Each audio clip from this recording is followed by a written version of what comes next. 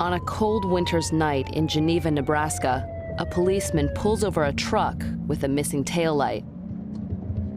Inside are 20-year-old Janelle Hornickel, a junior at Creighton University, and her boyfriend, Michael Wamsley. You have your license, registration, insurance with you? You didn't signal back at 13th and F and your back taillight's out. The officer warns them to fix the light, but they seem confused. They ask him for directions. Well, we're going south. Omaha's east of here. Pacific in Geneva. The street they're searching for is located in Omaha, 100 miles away. With a snowstorm coming, the cop points them towards the highway and lets them leave. What he doesn't know is that the couple is high on a drug with a growing popularity among young adults. It's called methamphetamine, and before the night is over, the couple will be in trouble again, pleading with 911 operators to help save their lives. They told me they blocked us all up in these trees up above Mandalay Apartments on Pacific. Why won't they let us out? In 1 year, a reported 1.4 million Americans used meth at least once, including many who seem to have nothing to escape from. Like Janelle Hornickel, who grew up in the lush farmlands of Nebraska. She has no known history of drug use, but on this night, she's been to a party and she's high on meth, a drug that 1 in 20 college students say they've used. She and her boyfriend, Michael Wamsley, tried it earlier today, possibly for the first time. They've been trying to make their way back home, and now they've driven their truck off the road and into the snow. 911, what's emergency? These are the actual recordings of their calls to 911. You can hear the meth talking, and that means trouble for those who are trying to find them. What's the address?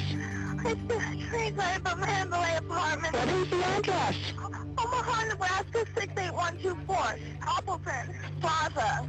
I don't know how to get out of here. The police are on the window, okay? Okay. The couple thinks they know where they are, but they don't. Janelle tells the operator to search for them near their apartment building in Omaha, but they're actually about 20 miles away in a remote farm area. What brought you to that location? My pickup. Why would your pickup go to that location? I don't know. With the blizzard raging outside their truck and meth raging inside their brains, Janelle Hornickel and Michael Wamsley are locked in a dangerous battle against their own minds. It's just the beginning of a meth-induced nightmare. Each individual had ingested enough methamphetamine to affect their judgment. Henry Nipper is a toxicologist at Creighton University in Omaha, Janelle Hornickel's school.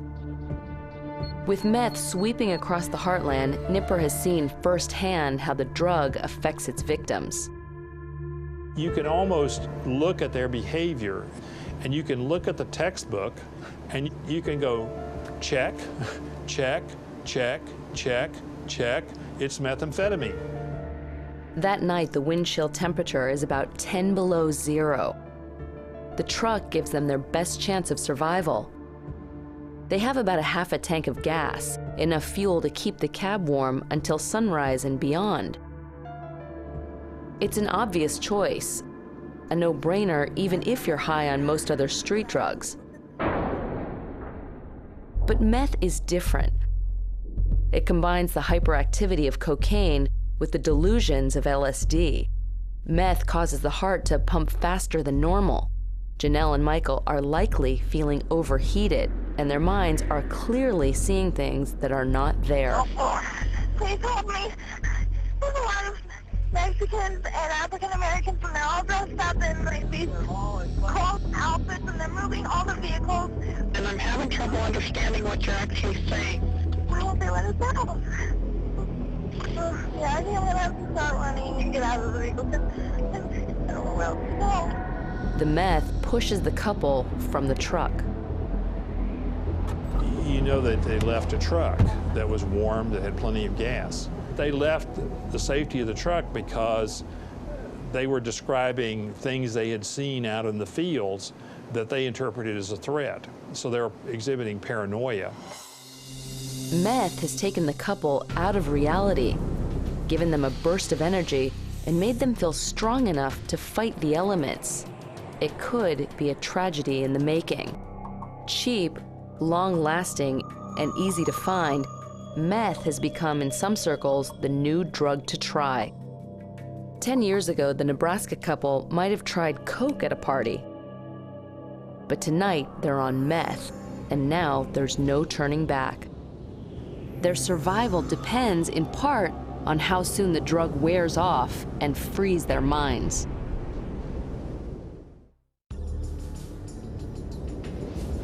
The methamphetamine that is sending Janelle Hornickel and Michael Wamsley out into a dangerous snowstorm is not the homemade kind.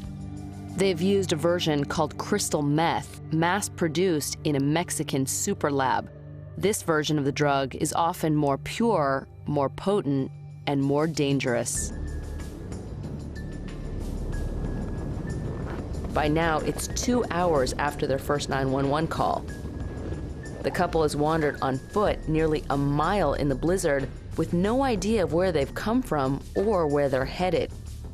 They've stumbled onto the grounds of a rock quarry and taken refuge in a small metal shack. We're just like over from 76. That's like 75. Mike, that doesn't make sense.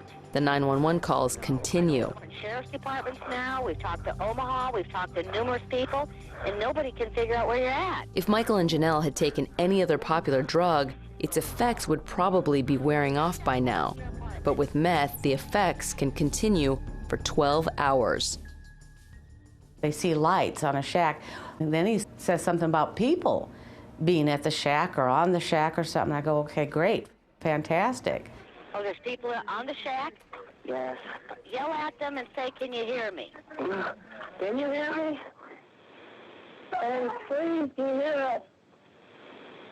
Can you please help us? He's trying, he is. He's trying to help himself. Michael is. The drugs are getting in the way because there were no people there. Are they responding to you? No, I don't think they speak English. I don't know any Spanish or any other languages. Desperate for information, the 911 operators make a call to the Hornickel family farm, and they ask Janelle's mother a painful question.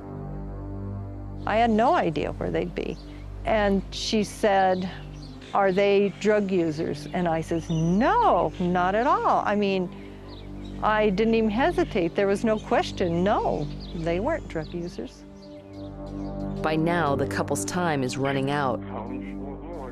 Meth is still in their systems, and they're no closer to getting help. More, but Pam, I don't know. I don't feel safe. I don't like her. Okay.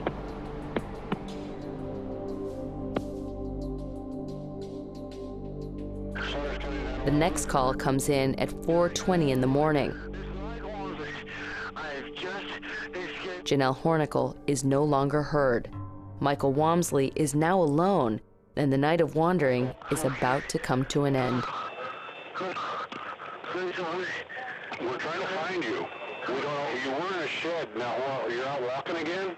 Yeah, it's okay now. There's nothing to it tomorrow. Everything's gonna fit. Well, where you're at, we can get you some help. Okay. It is the last call the dispatcher will receive. Searchers find Michael Wamsley's body a day and a half later.